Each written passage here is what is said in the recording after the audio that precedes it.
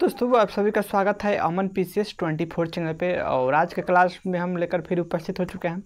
तो आज के क्लास में हम लोग देखेंगे हरित प्रभाव क्या है। हरित गृह जो प्रभाव हम लोग देखते हैं या ग्लोबल वार्मिंग हम जिसको हम लोग बोलते हैं, तो वो क्या है। जैसे आप देखे हो जाएगा, बहुत जगह आपको देखने के लिए मिलता होगा कि क्या होता है कि खेत में क्या होता है, लोग पली तान कर और उसमें लोग सब्जी रोपने का काम करता है। तो आखिर कैसे वर्क करता है, उसका क्या काम है और उससे हमको क्या फ़ायदा होता है किसानों को, उस सभी चीज़ को हम लोग इसमें देखने का प्रयास करेंगे।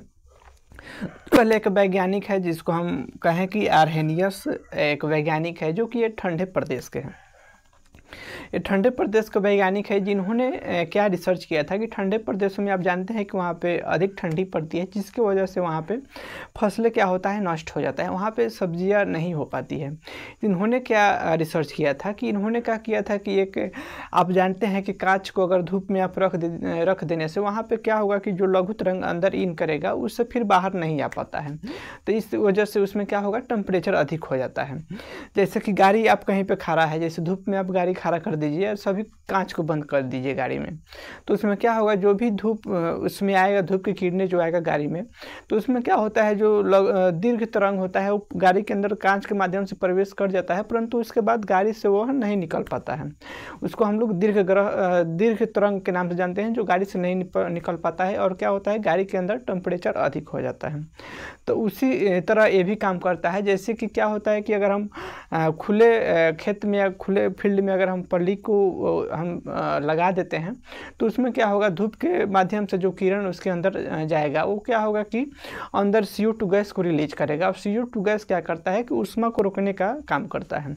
जैसे कि आज हमारे पृथ्वी का आप देख रहे हैं कि टेम्परेचर बढ़ रहा है, तो क्यों बढ़ रहा है, कैसे बढ़ रहा है, तो आप जानते हैं कि हम प्रदूषण को अधिक रिलीज कर रहे हैं, जिसकी वजह से क्या हो रहा है, कार्बन डाइऑक्साइड की मात्रा बढ़ रहा है।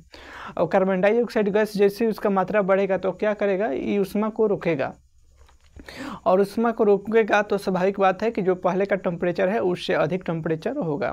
तो इसमें भी उसी तरह का होता है। जैसे कि आप खुले मैदान में अगर उजले कलर के अगर कांच आप लगा देते हैं, पैक, अगर जिस तरह घर हम बनाते हैं उसी तरह अगर हम कांच के घर बना देंगे, और उसमें क्या होगा कि जब कुछ हम फसल रोपेंगे ठंडे प्रदेशों में, अगर उस तरह हम बना के अगर फसल उसमें हम रोपते हैं, तो उसमें क्या होता है कि उसका टेम्परेचर अधिक हो जाएगा उसके अंदर का, और उसमें हम सब्जी को अच्छे से उगा पाएंगे। और उसी को हम लोग ग्रीन हाउस प्रभाव भी बोलते हैं। इसी को हम लोग क्या बोलते हैं, ग्लोबल वार्मिंग के नाम से भी हम लोग जानते हैं। तो ग्लोबल वार्मिंग कहीं ना कहीं आप इसको देखने के लिए आपको मिला होगा, और उसमें काफ़ी अच्छे से हम सब्जियां, जो भी साग सब्जियां होती है उसको हम लोग उगाते हैं। और जो भी किसान होते हैं, वर्तमान के समय में हमारे सरकार भी इस पर फंडिंग करती है, कुछ रुपया देती है इस तरह के स्ट्रक्चर को बनाने के लिए, ताकि हमारे किसान के लिए सहूलियत पड़े और इस तरह के चीज़ को बनाकर। और कृषि में एक हम कह सकते हैं कि सरकार का योगदान है कि ज़्यादा से ज़्यादा विस्तार भी हो। तो ग्रीन हाउस प्रभाव भी काफ़ी बेहतर है, जो कि हम कोई भी फसल को ठंडे प्रदेश में भी उगा सकते हैं। तो इस वजह से ही इन्होंने रिसर्च किया था, जो कि एक हमारे वैज्ञानिक है, कौन, आर्हेनियस। और हमको लगा ये इम्पोर्टेंट है, तो इसको हम आपको बताने का प्रयास किए। फिलहाल हम यही आपसे हम उम्मीद करना चाहेंगे कि आप प्रदूषण को कम से कम कर दिए, जिसके वजह से क्या होगा कि CO2 गैस जो है उस कम से कम रिलीज होगा। और CO2 गैस कम से कम रिलीज होगा तो हमारा पृथ्वी का टेम्परेचर है वो एक समान रहेगा, जिससे हमारे मानव जीवन में किसी तरह के दुष्प्रभाव नहीं देखने को मिलेगा।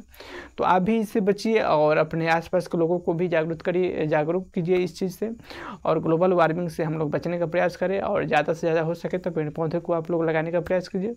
फिर मिलते हैं नेक्स्ट वीडियो में कोई नेक्स्ट टॉपिक को लेकर। अपन के लिए जय हिंद, जय भारत।